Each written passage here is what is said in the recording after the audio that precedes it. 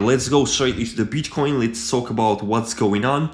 I think several indicators and several theories in my trading system matched, and in today's episode I want to share and show you my view, and I'll show you the levels where I will start to execute my positions. And basically it's going to be really interesting for each one of you who's actually somehow connected to the crypto market, and not only the trading and all the things. You can educate yourself. So press that likes if you like it, subscribe to the channel if you more like it, and of course join our Telegram channel, because there I posted everything completely for free. You can educate yourself. So let's start from the beginning. Let me real quick review what's going on the high time frame, and let me tell you what's happening with certainty, what's happening uncertainty, right? So this is Bitcoin ETF chart. This is where I'm checking usually volumes. The structure I'm checking on the classical exchanges, but right now I'm basically the chart is completely for same, just the price is is a little bit different. That's all, right? So let's start from the beginning of this impulse towards all-time high. I didn't like the structure because I cannot break down it by Elliott's waves like 1, 2, 3, 4, 5, and especially because I don't see the volumes, because the prices increases and volumes are decreases. This is typical correctional structure, and this is why I would say this is uncertainty on the market. I don't know what's going on, right? Plus minus volumes are telling us like bearish scenarios, because usually divergence ends up really bad, ends up like something like this, right? But the volumes are not only one thing what I'm relying in my system. Usually I use the complex approach, minimum 4 or 5 conditions should to match before I make a decision. But when it comes to the towards Bitcoin, right, we cannot ignore the cycle stuff, right? Because we know that 4-year cycle, right? So 2025 is that exactly that impulsive movement, which one a parabolic growth, which one we are expecting on the Bitcoin, right?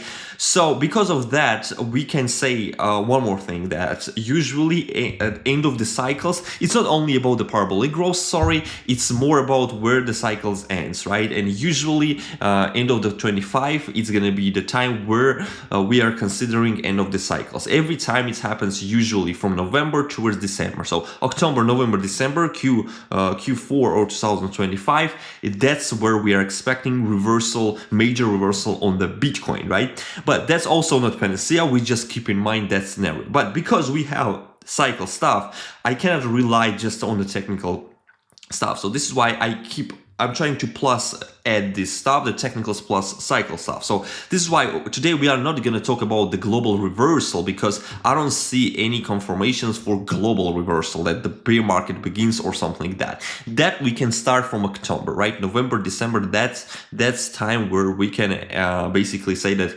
yes, the cycle might over. So right now, let me structurize what do we see here straightly, and step by step deep dive a little bit on the smaller time frame. First of the things, because I didn't see the structure and I saw the divergence between price and volumes, I start to rely on the MACD, right? And the MACD was my guide to open some long positions. And most of my subscribers knows that I open the long positions and they're in the profits. And basically I use the MACD as on the 4 or 5 hour time frame as a indicator, right? As a guider towards which direction I should trade. And how I did it. Look at this. First of all, when the impulse began over here, we did see that on the MACD, it creating like highs and highs and highs. So that gave me a kind of guide where I would trade. So here, look at that, like highs, and we saw the highs on the, So we saw the highs on the MACD, right? So here I said a better trade upward. That's exactly what happened. Next one, we hit the all-time high again. We creating like higher highs creating here, and the MACD is also showing us again highs. So after I saw this high, after this correction, I had all more rights to treat for continuation of the uptrend. So I took that position. Do you know, here on the smaller time frame, I execute my longs, right? And it perfectly lands as we wanted. Yes, one thing I can mention, that this last movement we were expecting much more higher, but it happens as it happens, and whatever, the 50% of the all profits, I took it, and basically my stop loss is moved towards entry point. So I'm basically, I mean, the profits, right? So after that, what happens? Next one, we make that highs again, and now it's getting much more interesting. And why? Because if we open the 4-hour time frame MACD, right, this is already divergence, and this is already a kind of bearish, plus minus bearish scenario. Look at that. Here, price created higher highs, right? Higher high, next one higher high, and the MACD shows us divergence. The prices increases and MACD showing us divergence. So basically something already telling us for kind of reversal at the local point, right? And basically that is giving me that I'm not opening the long position and I'm not adding the long position at the most strongest support where we had over here. Look at that. If we open the 1-hour time frame, right, and open the VRVP, here's the mountain where I mark it with the rectangle or red one, right? That's a support.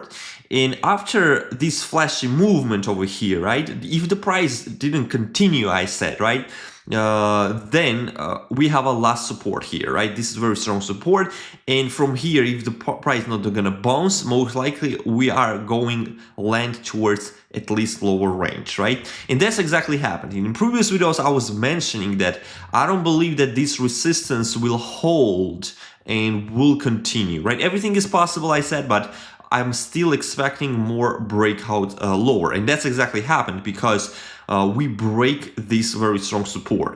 And basically what it gave me right now for structure perspective, because I cannot break down it completely on the Elliott's waves right now, it gives me range. Let me clean this scenario, we don't need it. Create for me a range. This will be higher range, right?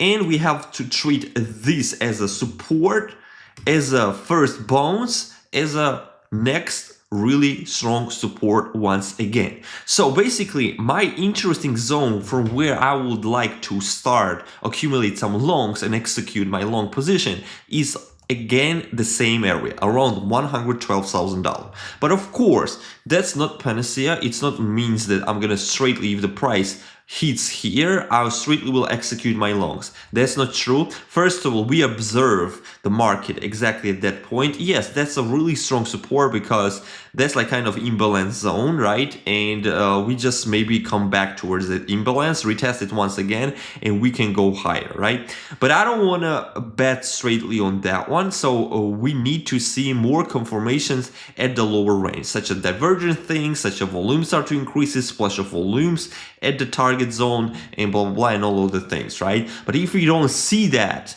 then it's gonna be much more interesting because I'm expecting much more a deeper correction. So basically, before we talk about the deeper correction, a little bit, we deep dive a little bit the higher time frame. Locally, let me end up, right? There is possibility of such kind of correction. That might be impulse. This is might be A, B, C. Such a like for example, the wrong correction, that's ABC wrong, when the wave B hits the all-time high, when it hits the beginning of that wave A, and wave C creates like something such kind of, and that's like kind of flat correction ABC, like impulse ABC, and the continuation of the uptrend. But at least we would like to trade at the higher range. So we will take, for example, longs here, trade towards there, close our major position, and let it run. Maybe we're gonna break it, right? Something such kind of, right now, just keep in mind that type of scenario. But in case, if I don't see any confirmations, because we are getting close towards this interesting zone, so if I don't see enough confirmations there, then the picture becomes much more interesting, albeit on the higher time frame, because that's also possible. Also, from a cycle perspective, that the September is pretty like boring months, and we can see some red candles, right? And that's we keep also in mind. And usually what we can see, because we saw the divergence on the 4-hour time frame, right over here as I mark it, we can already take Fibonacci with to be confident, right? Put at the beginning of the impulse, end of this impulse, right? And we can mark it from 0.3 to 0.6 and 2.5, 2.6. This is the area where usually correction comes. So that's one of the another scenario which is possible, like impulse correction, and then maybe deeper correction, and then the continuation of the uptrend. But I still believe the continuation of the uptrend possible, because if we talk again about like bull market of the crypto, that's a very flashy movement, happens once, and that didn't happen, and that's why I believe the sentiment is pretty bearish to end this cycle and move the Bitcoin maybe 70% in the correction. I believe we need more impulse. So this is why basically this scenario for me is much more kind of interesting in this case, right? And that's the zone where I'm expecting the Bitcoin price in case if we didn't hold this area which one I market, right? And that will create for us two major scenarios. Let me real quick draw for you.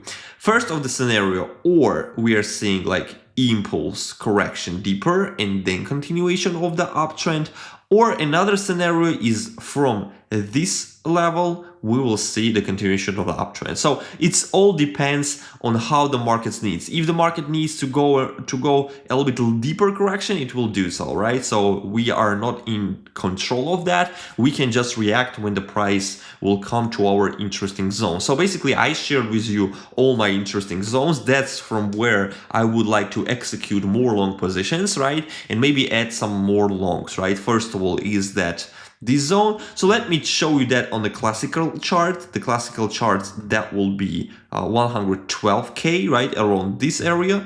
And if we open a little bit like this, take a Fibonacci from beginning and end of this impulse and do like this, let me mark it on the classical charts. That's from 0.3 to 0.6 and from 0.5 to 0.6, that's the correctional zone. So that would give us from $105,000 towards $93,000. So, and most likely price comes to 0.5, 0.6 area. So this is why this zone will be for me very interesting. The range between 99K towards 93K, right? That's the zone where I would like to see more confirmation and see how the price will react from here.